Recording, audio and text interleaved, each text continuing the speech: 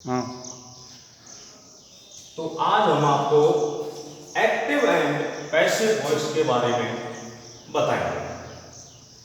इससे संबंधित 2-4 question exam में पूछे जाते हैं।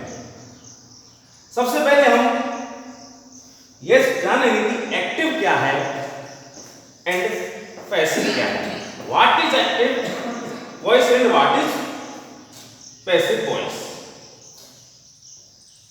एक्टिव वॉइस के अंतर्गत कर्ता की प्रधानता होती है और पैसिव वॉइस के अंतर्गत कर्म की प्रधानता होती है।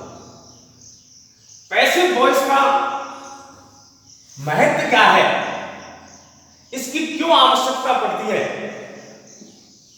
व्हाट इज इंपॉर्टेंस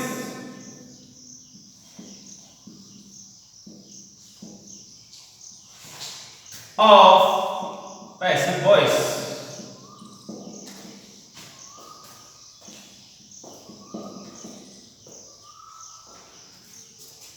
इसका क्या महत्व है और कब पैसिव वॉइस बनाया जाता है। हम आपको वैसे तो सर्वप्रथम सीखने के लिए यह बताते हैं कि पैसिव वॉइस में पहले ऑब्जेक्ट आता है, उसके बाद में सहायक क्रिया, फिर मुख्य क्रिया, फिर सब्जेक्ट को सब्जेक्ट बनाया जाता है।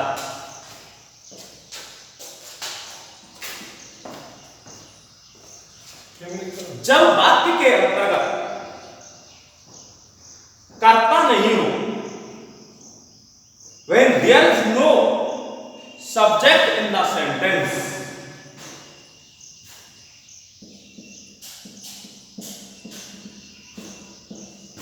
no subject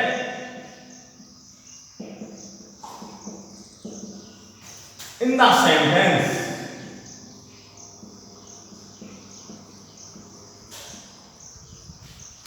तो ऐसे वाक्यों को हम पैसिव वॉइस से ही बनाते हैं। दूसरा,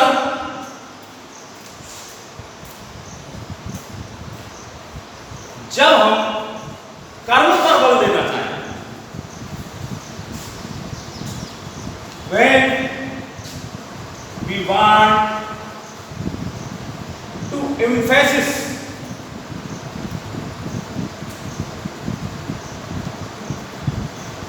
on object, तब भी हमको वाक्य को पैसिव वॉइस में बनाना पड़ता है। अब जब वाक्य में सब्जेक्ट नहीं होता है, ऐसे हमारे जीवन में बहुत सारे सेंटेंस हैं। सपोज करिए एक व्यक्ति का एक्सीडेंट हो गया, उसको और हम कहते हैं कि उसको हॉस्पिटल पहुंचा दिया गया, वो चोटिल हो गया। इन वाक्यों में कोई सब्जेक्ट नहीं है, किसने उसको हॉस्पिटल पहुंचाया, किसने उसको चोट दी, तो ऐसे वाक्यों को पैसिव वॉइस से ही बनाते हैं।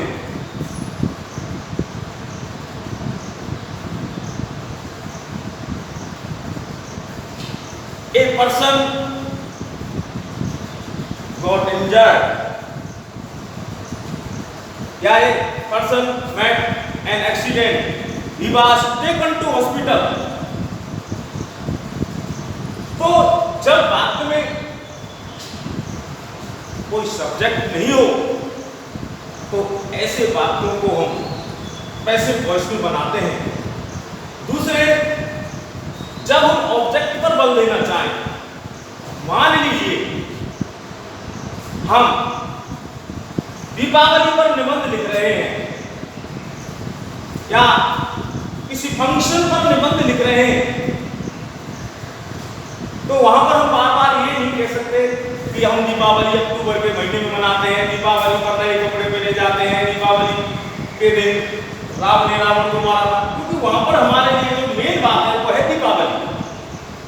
लेकिन हम वहां पर बार बार उसको एक्टिव वॉइस में बना करके और सब्जेक्ट पर बल देना चाहते हैं, लेकिन ये गलत है। हमें दीपावली से मतलब है, दीपावली ऑब्जेक्ट है, तो हम कहेंगे कि Deepawali is celebrated in the month of November, in the month of Kartik. एक चीज अब हम मुख्य बिंदु पर आते हैं, ये तो हमारा राज्य हमारे जीवन में एक्टिव पैसिव का कहाँ महत्व है और क्यों इसकी जरूरत पड़ती है। सबसे पहले हमको दो चीजें जाननी होंगी कि एक्टिव से पैसिव बनाने के लिए हमको क्या करना है।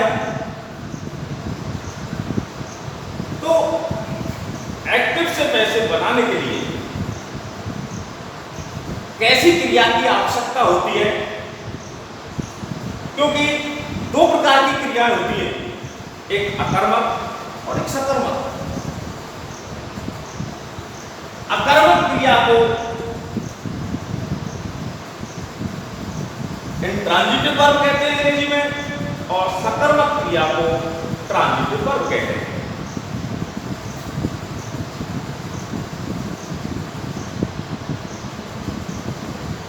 Transitive verb. दूसरा है इंट्रांजिटिव वर्ब।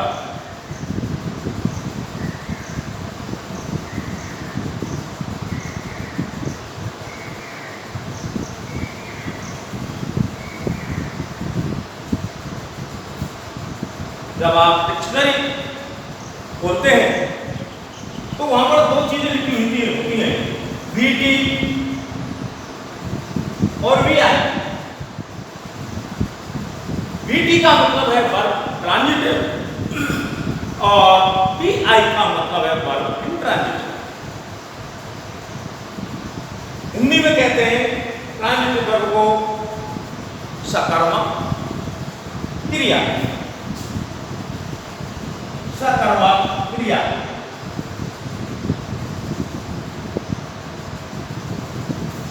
और इंट्रांजिटिव वर्ब को अकर्मक क्रिया। तो जो पैसिव बनता है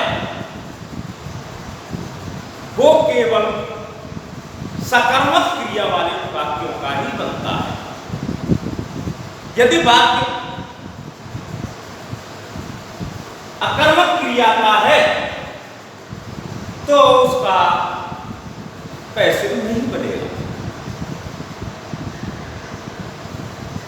कुछ क्रियाएं सकर्मक और अकर्मक दोनों होती हैं, जैसे रीड सकर्मक भी है और अकर्मक भी है। जब सकर्मक के रूप में उसका प्रयोग होगा तो क्रिया के बाद में ऑब्जेक्ट होगा, और जब अकर्मक के रूप में प्रयोग होगा तो उसके साथ ऑब्जेक्ट नहीं होगा, और यदि होगा तो वो अपने साथ में प्रीपोजिशन देगी। For example,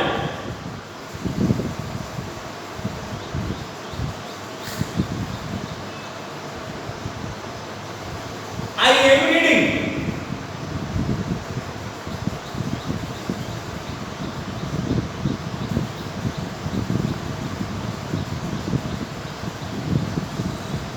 I am reading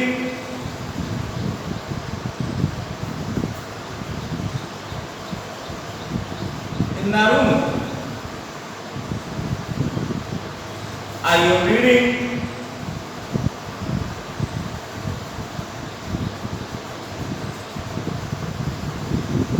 a book.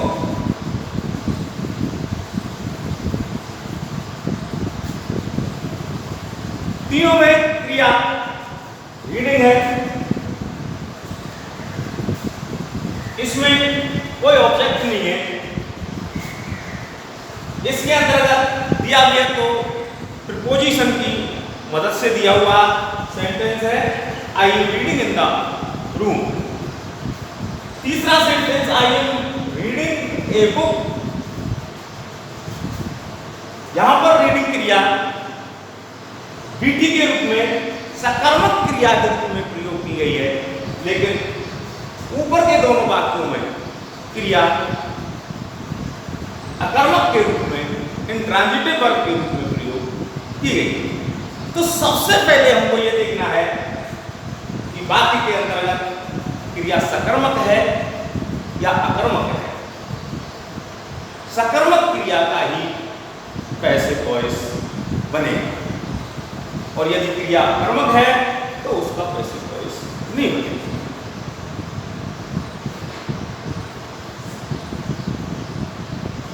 तीसरे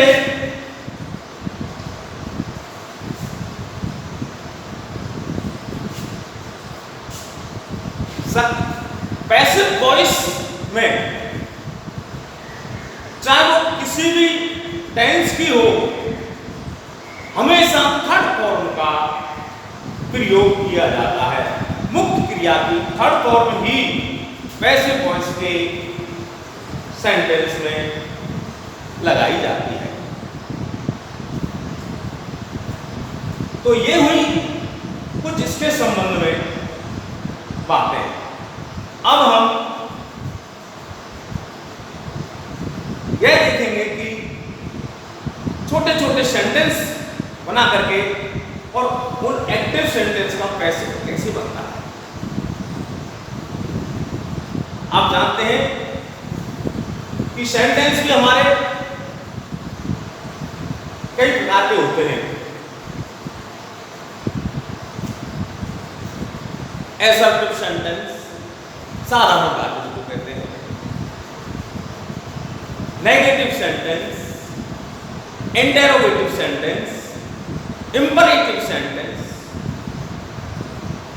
तो अब हम छोटे छोटे वाक्य बना करके और पैसिव वॉइस बनाना सीखेंगे।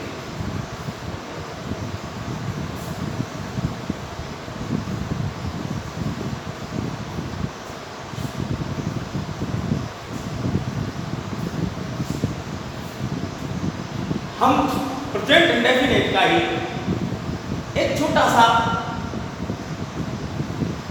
सेंटेंस लेते हैं। आई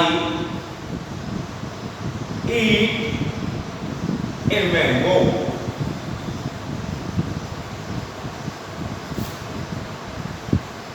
Ram eats a mango.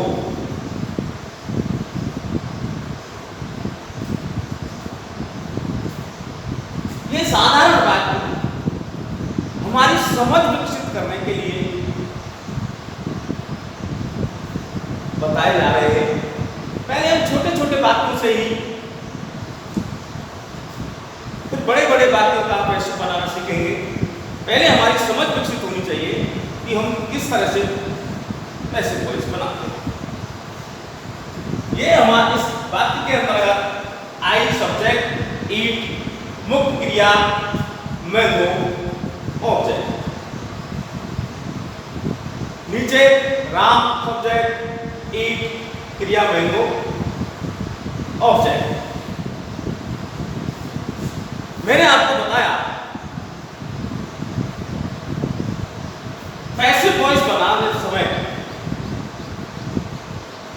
Active voice का जो ऑब्जेक्ट है उसको पैसिव वॉइस का सब्जेक्ट यानी सब्जेक्ट की जगह पर रख देते हैं और एक्टिव वॉइस का जो सब्जेक्ट है उसको ऑब्जेक्ट की जगह पर ले जाते हैं। जैसा कि मैंने आपको पहले बताया कि मेन वर्ब की हमेशा थर्ड फॉर्म उपयोग में आती है। जैसा कि पहले सेंटेंस का जब हम बनाएंगे ए मैंगो, हमने इसको सब्जेक्ट की जगह पर रख दिया। अब चूंकि इसके अंतर्गत टू बी की वर्ब नहीं है, ये सेंटेंस प्रेजेंट इंडेफिनिट का है और प्रेजेंट इंडेफिनिट में जो असर्टिव सेंटेंस होता है उसमें वर्ब टू बी नहीं होती। तो कोई भी बात बिना वर्ब टू बी के पैसिव नहीं बनता। और verb to be is am are was verb being object के अनुसार, ऑब्जेक्ट के पर्सन और वचन के अनुसार मुख्य क्रिया से पहले सहायक क्रिया जरूर आती है। ए मैंगो एक वचन, तो एक वचन के साथ में इज, ए मैंगो इज, मैंने बताया हमेशा थर्ड फॉर्म का प्रयोग किया जाता है, चाहे कोई सा भी टेंस हो, प्रेजेंट हो, पास्ट हो, फ्यूचर हो, हमेशा पैसिव बनाते समय थर्ड फॉर्म का प्रयोग किया जाता है। ईट की third form eaten, a mango is eaten by. यहां जो ये प्रोनाउन है इसका रूप बदल जाएगा, ये सब्जेक्टिव है तो इसको ऑब्जेक्टिव केस में बना देंगे और आई का ऑब्जेक्टिव केस होगा मी। इसी तरह से नीचे का सेंटेंस देखें,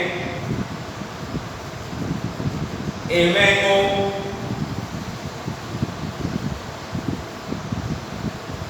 is eaten by now।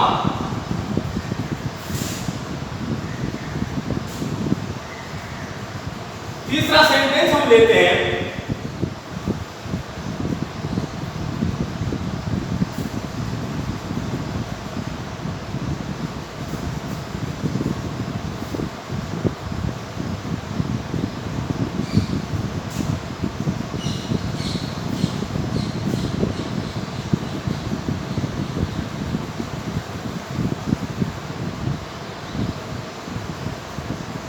I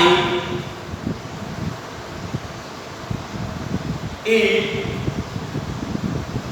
mangoes।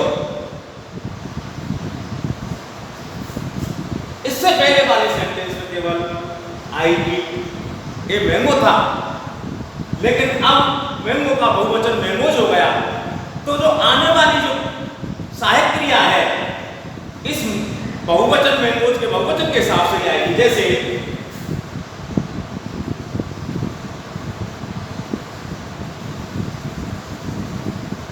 Mangoes, तो इस बहुवचन के हिसाब से ही सहायक क्रिया आएगी आ।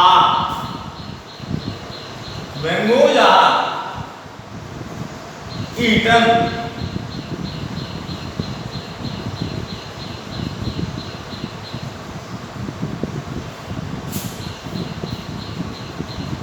इसी प्रकार से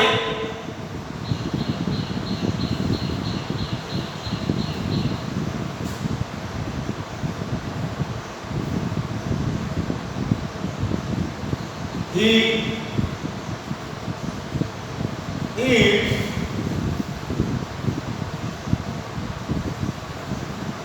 a banana।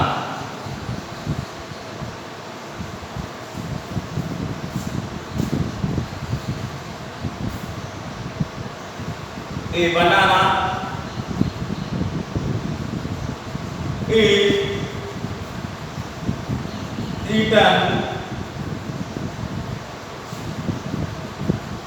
ही का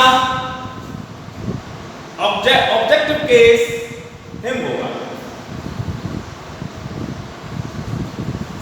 चूंकि हमको प्रोनाउन का सब्जेक्ट का ऑब्जेक्टिव केस बनाना पड़ता है, तो हमें ये जान लेना है कि कौन से प्रोनाउन का ऑब्जेक्टिव केस क्या होता है। हम एक इसकी सारणी बना लेते हैं।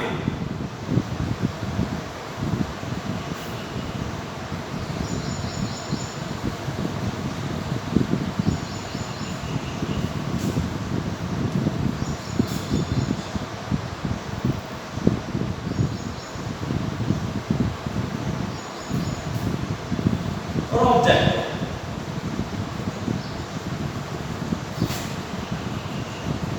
आई का मीन,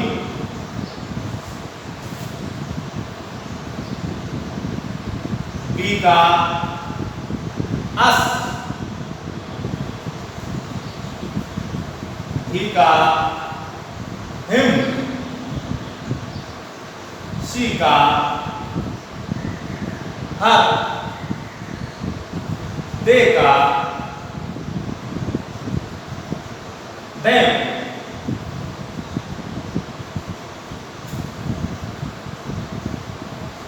इसी प्रकार यदि मी का हमें सब्जेक्ट बनाना है तो आई आएगा। इसके उदाहरण के लिए हम एक सेंटेंस लेते हैं।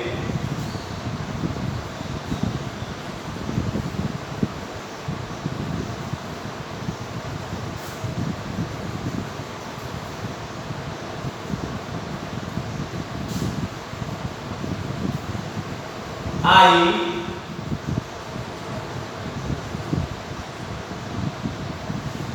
called him।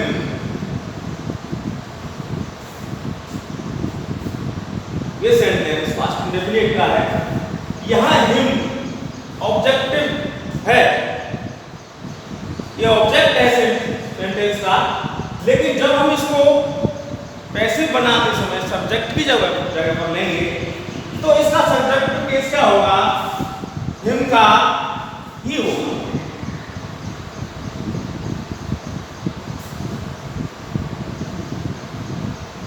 He was called।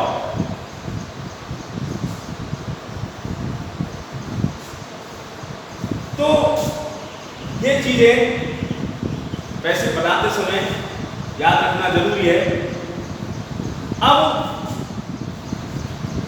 Her tense की फॉर्म का पैसे बनाते समय उनकी जो सहायक क्रियाएं हैं वो अलग अलग है। हमने जान लिया कि पैसे बनाते समय एक्टिव वॉइस के सेंटेंस के ऑब्जेक्ट को सब्जेक्ट की जगह पर और एक्टिव वॉइस के सब्जेक्ट को ऑब्जेक्ट की जगह पर रख देते हैं। कुछ सेंटेंस ऐसे भी होते हैं अपवाद के तौर पर जहां उनको बाई लगाकर लिखने की आवश्यकता नहीं होती, वो बात की बात है। पहले हमें छोटी छोटी चीजों को क्लियर करना है, उसके बाद हम धीरे धीरे सरल से कठिन की ओर चलेंगे। तो किस टेंस में कौन सी क्रिया का